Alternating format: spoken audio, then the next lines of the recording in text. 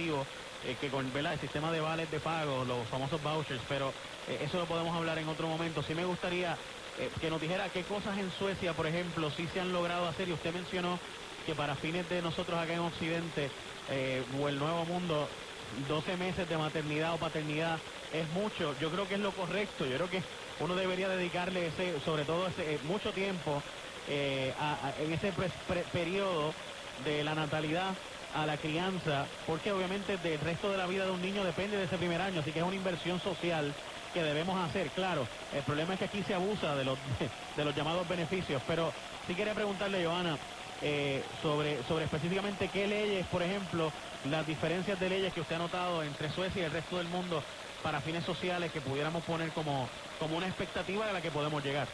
Bueno, primero que nada, el acceso a la educación para todo el mundo. Allá la educación es público. Obviamente pagamos impuestos bien altos, pero cada niño tiene acceso a una educación bien bueno. Esta es una cosa. Por ejemplo, hay otro caso en Noruega donde las empresas, los directorios y las juntas de las empresas tienen que tener 50% participación de mujeres y de hombres. Y obviamente esto hace que los hombres que antes contrataban a los hombres, ahora tienen que buscar las mujeres. Y existen, solamente es que antes han estado buscando en su entorno, y en su entorno existen solamente, bueno, o mayormente hombres. Entonces, esa ley ha enforzado que tienen que buscar más allá y encontrar las mujeres que son buenas también. Ok, si fuéramos, obviamente, me gustaría brevemente, si es posible, que discutiera el modelo educativo sueco, porque es un modelo muy revolucionario, haciéndolo con un sistema de vales educativos.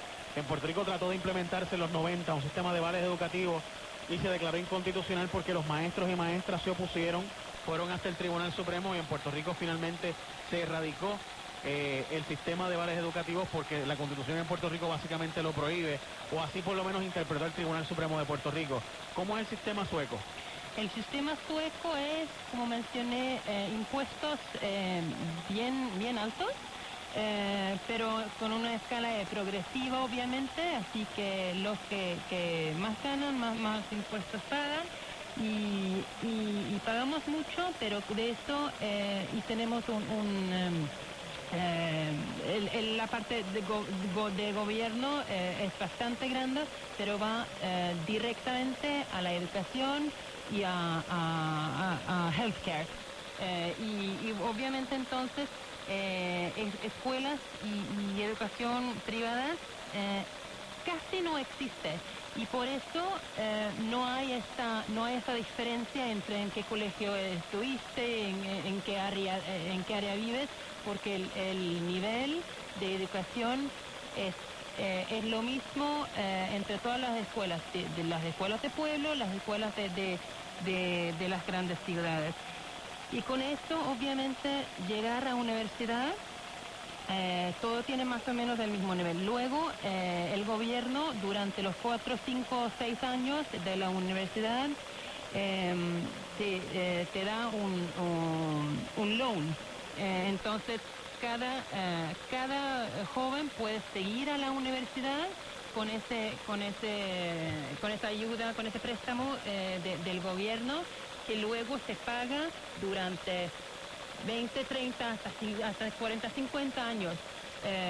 Entonces, cada joven tiene acceso a educación universitaria, lo que yo encuentro es sumamente importante y lo que nos ha ayudado a avanzar en Suecia.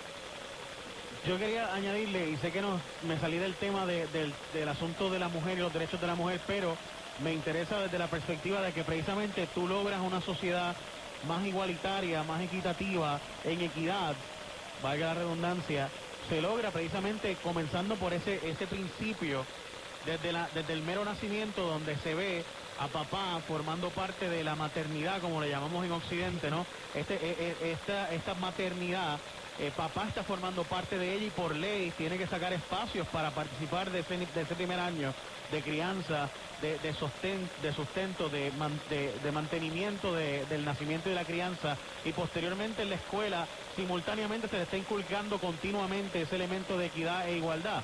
Por tanto, eventualmente llegas a no solo creer que es lo correcto, sino a vivirlo y a verlo como si fuera un diario vivir, el que literalmente la mujer no tiene mayor carga que el hombre en la sociedad, a pesar de que en Suecia también y en el resto del mundo también sigue siendo aún la desigualdad una realidad.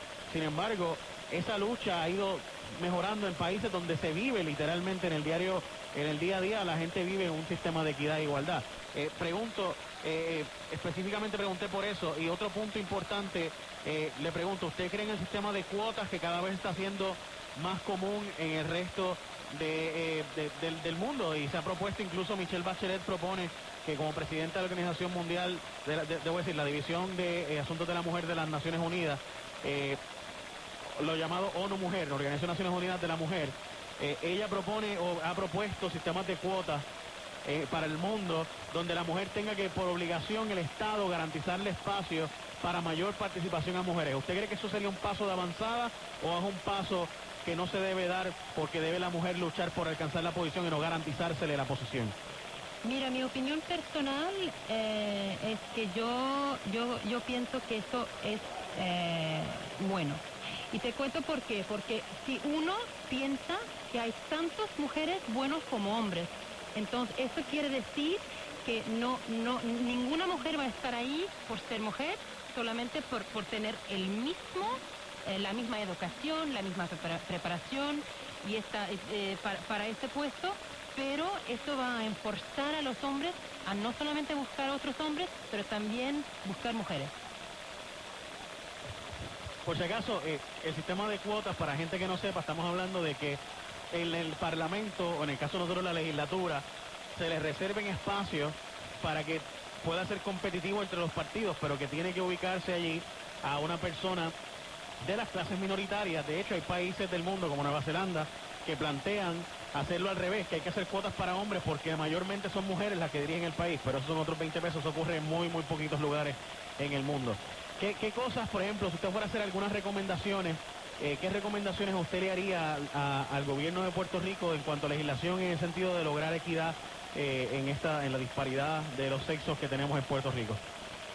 Bueno, por mi experiencia personal y por lo que yo veo en el mundo, yo creo que estoy de acuerdo que esto empieza cuando nacen los niños. Y si los padres están más involucrados desde el principio, y eso sí se puede hacer por ley, porque se puede dar un tiempito para los hombres únicamente, como es el caso de muchos países en Europa.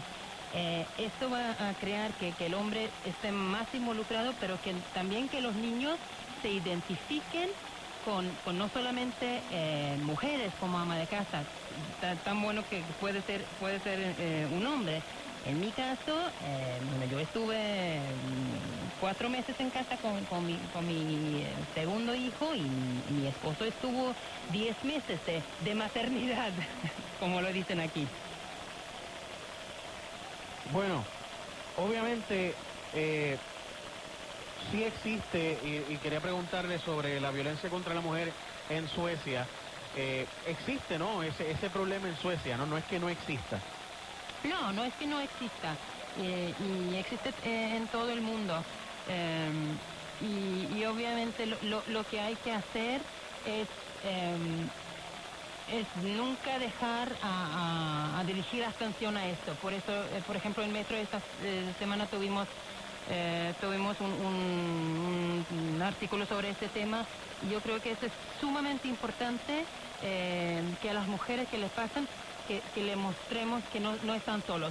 Y primero, que no están solos, y segundo, darles oportunidades, mostrarles qué se puede hacer, de dónde se puede buscar ayuda y cómo funciona. Entiendo. Bueno, Johanna, gracias por haber estado conmigo. Me gustaría contar contigo eventualmente para otros programas. Muchísimas gracias por invitarme. Al contrario, Y ya gracias saben, para no felicitarme en el Día de Mujer. Eso lo hacemos cuando hemos logrado más, ¿no es cierto? Así es. Muchas gracias. Gracias. La felicito, sí, por haber estado disponible. Gracias. Y gracias por estar en Puerto Rico y espero que lo disfrute la estadía. Gracias. Bueno, muchas gracias. Bueno, obviamente todos los países del mundo tienen sus problemas. Yo no, ¿verdad? No estoy pretendiendo, y le agradezco a Johanna, la gerente de Metro en Puerto Rico. Obviamente todos los países del mundo tienen unas áreas en las que también, y de hecho se ha invisibilizado en algunos lugares del mundo la violencia contra la mujer. Y eso es así, eso es un hecho, eso no es una opinión. Simultáneamente digo que obviamente hay unos espacios de mejora y yo creo que hemos